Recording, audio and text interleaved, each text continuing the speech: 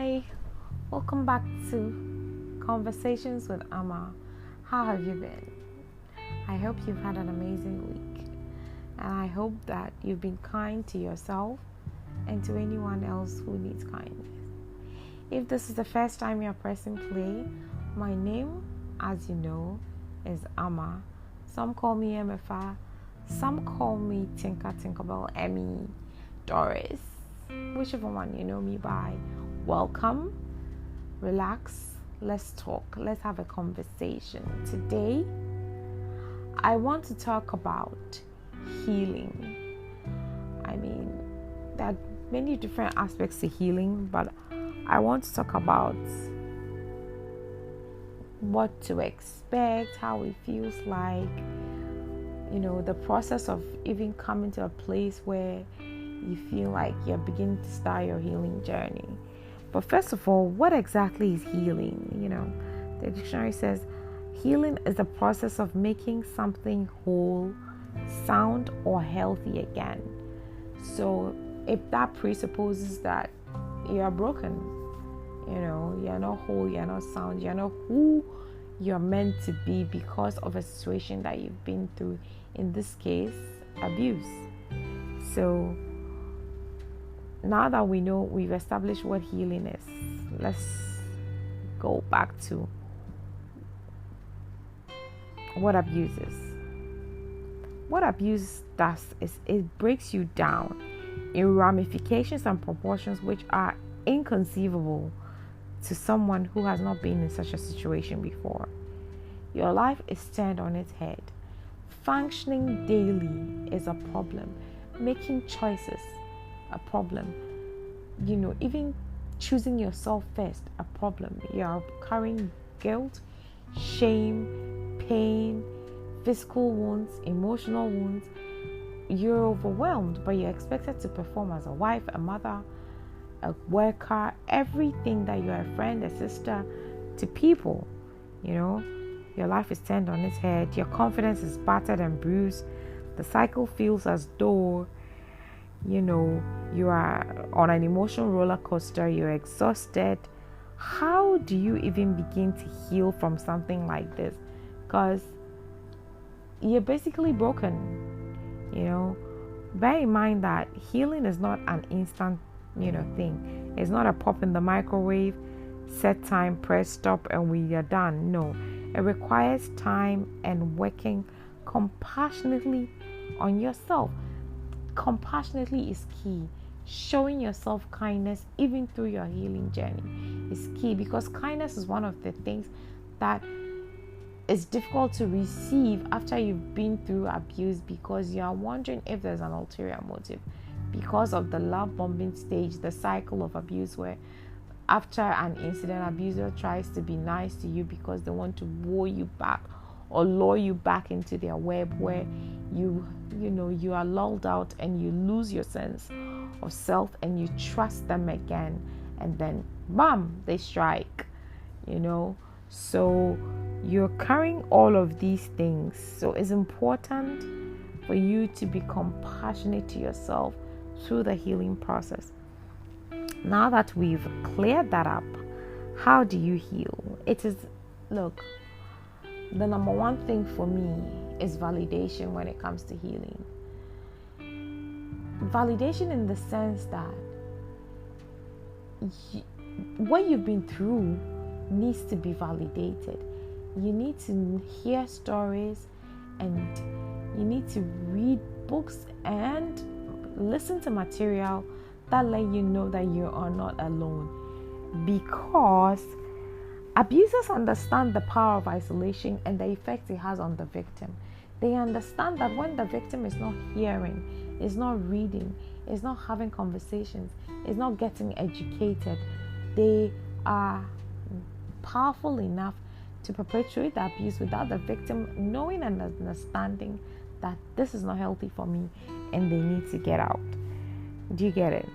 So they use the power of isolation, and then they make the victim feel helpless, completely helpless. Now, bear in mind that isolation isn't always physically stopping a victim from interacting with people. just like violence isn't always about physicality of the situation. Sometimes some violence can be silent but deadly. You know, when a victim has been painted in such light that no one believes them, aspersions are cast on them, doubts are cast on their story. You know, everybody is saying, oh, the spouse has such a nice public image, so how is it possible that they're abusing, the victim? There's two sides to the story. All those, toxic positivity that you use, whether you think you're helping abusers, no, you're compounding the issue. So when a victim has been painted in such light, they feel overwhelmed and burdened, and so they don't. No one shares that common experience with them. So it feels as though the situation is peculiar to just them, and that they must be doing something wrong, or they've done something that has led them to attracting such behavior. But that's not the case. So the victim feels lonely and isolated. The one thing that has helped me the most is my Flying Free Sisterhood by Natalie Hoffman. Listen, find a community, because a support group helps you understand. It helps you hear stories. It even puts phrases and identifies things that you go through which you don't even have the words to describe because it seems so far-fetched. Do you get it? So what this does is that it diffuses the power of the abuser, and then it validates the victim. They begin to feel like, oh, I'm not alone. This person went through it. They were able to stand their ground, and they've moved on. They are receiving the love that they deserve. They are working on themselves. They're chasing their goals, their dreams, their aspiration, and they're actually happy. So they feel validated, and then the journey begins. Do you get it? Abusers are usually counting on the silence of their victims. That's a funny thing. They want to collude with the one that they are victim to keep quiet about the abuse, because they don't want to look at themselves in that light, where the burden of shame is turned onto them and belongs to them. No, they want to project it onto the victim. The thing abusers will never accept responsibility for is abuse. They would scapegoat the victim because they need to unburden themselves so they can bypass the shame. So instead of accepting the shame of their actions, no, bypass it and put it right back on the victim. Let the victim feel like they are the one who's at fault for speaking up. And, a smear campaign, they will try and shift the blame onto the victim, slandering and disguising themselves as the victim. That is the abuser. An abuser tries to rewrite history, take control of public, family, friends' perceptions, leaving the victim exposed as the guilty or difficult party. This overwhelms the victim, and if they don't recognize what is happening, they don't stick to your truth. Don't cower, stick to your truth. Don't cower, because your abuser is trying to do exactly that. Makes you lose focus, make you feel like you're being overbearing, so that they can continue perpetuating the abuse. Evaluate your life. What do you recognize from this experience? What do you have that the abuser felt threatened by and wanted to take from you, and so they tried to regulate you? How did you contribute? How did you accept the abuse or fight against it in such a way that the abuser felt comfortable doing it over and over and over again? So to heal effectively, listen to your head and not your heart, because you love them, and your heart will say, oh, give them another chance, it will get better, until it gets out of hand. So as they are destroying you, you are feeling like, oh, let me try and save them. No, get educated, think through it, know what is happening, accept what is happening, act by removing yourself from the situation, and then allow yourself to grieve. Ending a relationship is akin to physical death, so you are vulnerable and totally lost, but things will work out. You know, get a journal, write in it, and just take one day at a time. The stages of grief are shock, disbelief.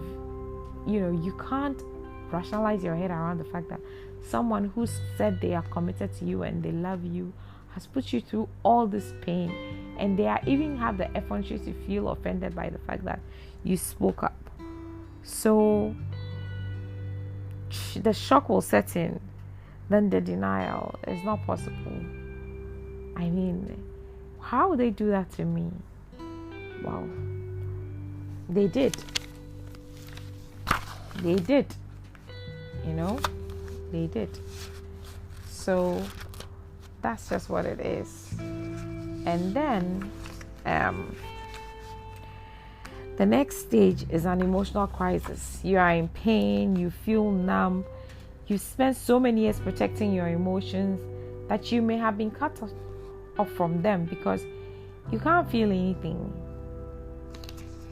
You know, you can't feel anything. You need lots of reinforcement and approval of yourself. That's why I keep on saying, be kind to yourself. You know, you feel deeply resentful and sometimes uncontrollably angry. You know, you've lost your identity of self. You just, because your partner wants you to act in a certain way so that it will suit them. You know, but you need to hold yourself together for yourself, own survival, and for that of your kids.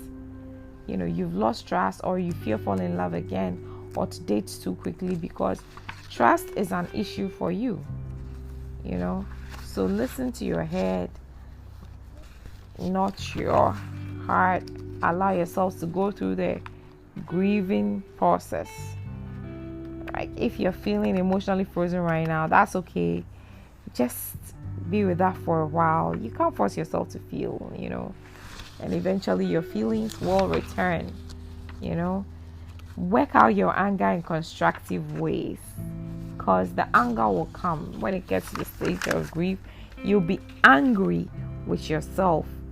You know, how did this happen? You know, how did this happen? How did you allow it to get this far and absorb all this nonsense that has completely thrown you off key? You know, you bargain. What if I had done this? What if I had done this? What if I had done this? Would they have listened?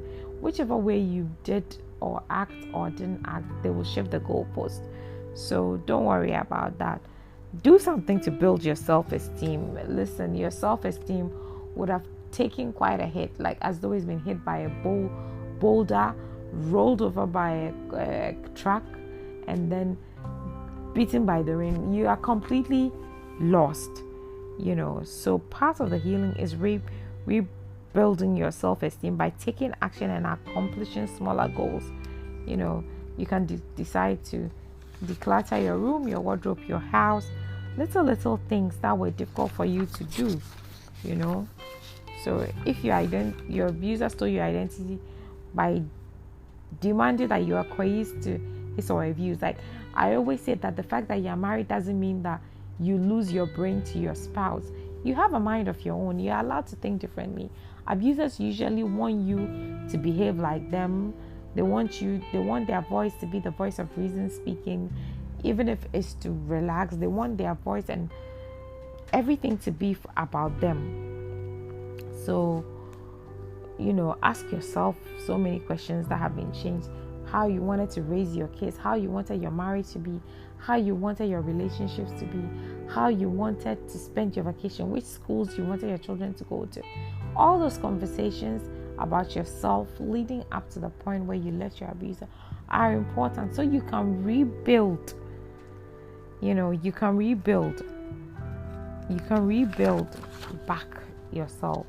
So heal, learn, and grow before you plunge into another relationship. Heal, learn, and grow. You know, you don't want to find yourself in the same abusive situation, and that's exactly what happens. A lot of people don't want to go through the healing process. They think it's cumbersome, and so they try to avoid it. But not healing will attract more pain. So heal, please, heal. Heal. It's important that you give yourself compassion. It's important that you give yourself, time to be angry and work it out. And then when the anger goes away, the grief hits again, the tears, the what could have been, they just come through.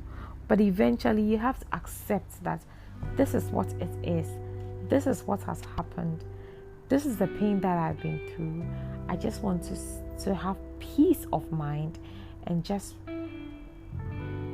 be at peace with myself and everyone else who is around me. So acceptance of yourself is key, because when you accept who you are and everything that you've been through, nothing will shake you or move you from that space, So the depression comes in.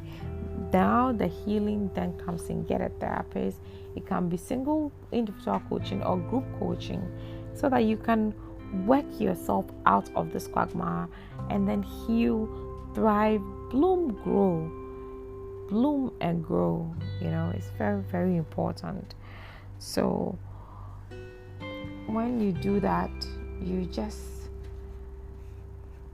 bring all the peace to yourself, all the pain goes away, and then you start the journey back to self again, because this situation would have completely distorted you and made you a bit all over the place, So I want to say that healing is not linear. Somebody's healing journey will not be yours, but writing down your thoughts, getting a journal, pushing yourself. One of the things that helps me a lot, journaling, listening to music, and then my number one plug, praying, communicating with God, reading, understanding that this is not because there's something wrong with you, but the abuser chose to do what they chose to do. So it's important for us to get through the process, because the depression will set in. Now the healing comes in, and then how do you reintegrate back into the person that you were before the abuse happened? That's the question that you should ask.